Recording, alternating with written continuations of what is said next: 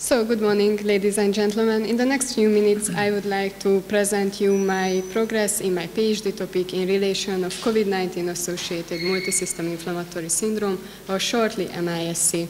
My name is Adrienn Lukács, and I am a junior investigator in the program of Translational medicine. I am a physiotherapist, and during the next years, my mission is to improve the pediatric physiotherapeutic care. To reach this goal with my researches, I would like to provide scientific and profession-specific information. We are conducting 3 different studies focusing on the main parts of the MISC. The first one is about the prevalence and characteristics of different cardiovascular abnormalities in relation of this disease. 3 to 6 weeks after COVID-19 infection, children can develop a multisystem inflammatory syndrome. The main problem with this disease is that more than 75% of these children will experience some kind of cardiovascular problem during their disease course. Luckily, in most cases, these changes are normalized at discharge, but sometimes they can remain and become long-term morbidities. As a physiotherapist, it is really important to know if we should expect any kind of cardiovascular problem or not, because it can influence the whole rehabilitation process. We are looking for those children and adolescents who are under the age of 21 with MISC. We conducted a systematic search with this search key and got an overall 115 eligible full text.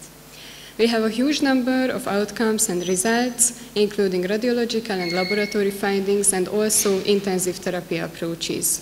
Due to the time limit, today I would like to present you 3 the most related ones. The first one is the incidence of the coronary artery aneurysm. It's an uncommon condition and means the abnormal dilatation of a part of the coronary arteries. We included 5 articles which used the American Heart Association's Z-score criteria system. For more than 200 patients, 11% of the children experienced changes in the size of their coronary arteries. Our population was homogeneous, and for comparison, in case of Kawasaki disease, which is the most common cause of this abnormality among the pediatric patients, it's around 22%. Therefore, we can say that MISC children tend to have a lower risk for coronary artery involvement, but we need to pay attention for it as a possible and serious complication. With the second outcome, we investigated the rate of the left ventricular dysfunction. To objectively evaluate it, we used a term called ejection fraction, which is expressed in a percentage and shows us the amount of blood by the left ventricle was pumped out by the left ventricle with each contraction. It's normally between 50 to 70%, and we choose the cut point of 35% because it represents the severe and the moderate dysfunction of the left ventricle. You can see 2 subgroups, the first one containing the general MISC population, and the second group is a part of the first group, containing only those children who were followed to the ICU. Unfortunately, we only had 2 eligible articles in this group, therefore we only visualized the data and the results, but not analyzed them. So about the first group with the general population, we included more than 500 patients, and around 7% was the proportion. Our population was again homogeneous, and we can say that around 7% of children with MISC will experience myocardial dysfunction and severe heart failure during their hospitalization. And our last outcome is the incidence of ICU admission. We included several articles with a high heterogeneity. For more than 4,000 patients, 46% of the children needed an ICU admission and an intensive therapeutic level of hospital care. For comparison, you can see the rate for the pediatric COVID-19 infection, which is around 4%. Therefore, we can say that MISC is 10 times more severe than the pediatric COVID-19 disease course. The biggest strength of our summary is that with a high number of outcomes, we can cover the whole spectrum of the disease. We were also able to form and analyze ICU subgroups in some cases, and we used an objective criteria for the size of coronary arteries and for the function of the left ventricle. We have some limitations. MISC is very new, therefore we had to include different study types, and also in case of some outcomes, we accepted different definitions too. And articles used a variation of case definition for MISC. As an overall conclusion, we can say that children with MISC can present a broad range of cardiac involvement.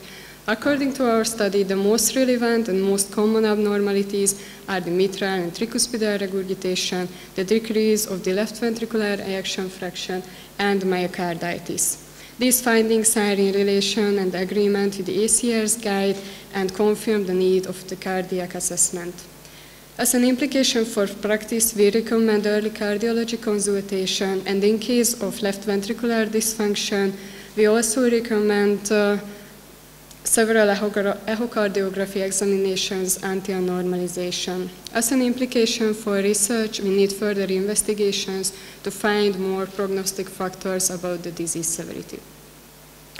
We are currently in the phase of article writing with the final results, and our targeted journal is the JAMA Pediatrics. Our second study is a cohort analysis of 29 previously MISC diagnosed children.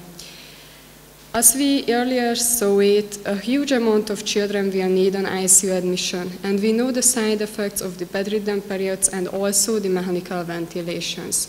Therefore, we would like to assess children who were 12 months prior diagnosed and cured with MISC with general populations data about their physical performance. We included those children who were hospitalized in the Hungarian National Pediatric Institute between October 2020 and May 2021 with the diagnosis of MISC based on the WHO's guideline. I would like to show you some preliminary results about the first 29 patients who had a physiotherapy assessment at the 12 months time point. The median age was 11 years old with a slight male dominance. 55% of children needed an ICU admission, and almost everybody got IVIG therapy, and more than 80% of them even get steroids too. And our last project is an international multi-center survey about the knowledge and experience level of physiotherapists in the topic of pediatric COVID-19 and MISC. Both of these entities are still very new and unknown, especially in the field of pediatric physiotherapy. Therefore, we would like to assess the discrepancies and similarities among the hospitals to see what the others do and why. We prepared our questionnaire with 3 main question groups. The first one is about the baselines, like educational and workplace information. The second one is about the knowledge of symptoms and guidelines and the level of experience. And the last one is the most practical one about the time point of the first visit, the duration and the frequency of the visits, and also the available equipment to use and any follow-up options. We are using the READCAP electronic platform, and the next step for us is the ethical approval request. As a quick overview, with the results of our studies, we can comprehensively assess when and how can a physiotherapist help to these children. And my favorite quote, "The man who moves a mountain begins by carrying away small stones." It's from Confucius. Thank you for your attention, and please feel free to ask questions.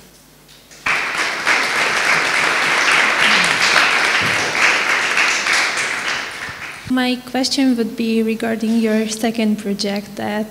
Can you tell us about a few preliminary results that what can be the long-term complications which can be detected by your physiotherapeutic examinations?